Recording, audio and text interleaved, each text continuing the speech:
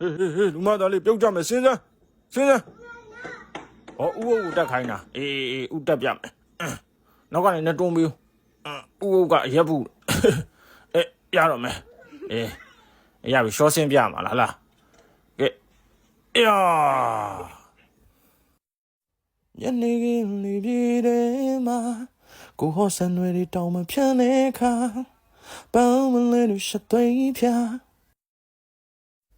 နောက်ဆုံးကျွန်တော်အရင်ချစ်တာလေကျွန်တော်အရင်ဖြစ်ပြီးလိုက်ကျွန်တော်ချစ်တယ်မမြဒီကောင်မချစ်ဘူးကျွန်တော်ချစ်တာမလားပြောအောင်လို့ပြောကျွန်တော်ပဲချစ်တာမလားကျွန်တော်အရင်ချစ်တာနော်ကျွန်တော်ပဲချစ်တာနော်မမြပြောကျွန်တော်ပဲချစ်တာဆိုမမြညီရုံးပါနဲ့ကွာကိုဖေးပါဗျာညီအပေါ်မှာမြစ်တာစိတ်ယူဖိတ်ချင်နေတာကြာပါပြီဒီနေ့မြင်သွားရင်မကောင်းပါဘူးဗျာပြီးတော့ကျွန်တော် straight ပါဟောညီရမင်းဘာလို့ငါ TikTok အကောင့်မှာလာဆဲတော့မင်းကစောက်ချိုးမှမပြေတာဆဲမှာပေါ့မင်းကကြည့်ခိုင်းတာမင်းမကြည့်ရင်ကြော်ပါလေငါဖုန်းပြီးထည့်ပြီးငါဆဲတာမင်းကစောက်ခုစားမှာတော်တော်လို့လမ်းမကြီးမှာကွာမင်းတို့ကောင်တွေခွေးတိတ်ကကြတယ်ဒီမကောင်းလို့စီးကန်းလာပြပါတယ်ဆိုဆရာဝန်တွေကငါ့ကိုဖုန်းအားသွင်းတယ်လို့သွင်းထားတယ်ငါခန္ဓာကိုယ်မှာဘက်ထရီရာခိုင်နှုန်းက68တောင်ရှိသေးတယ်မဆိုးဘူးဟာ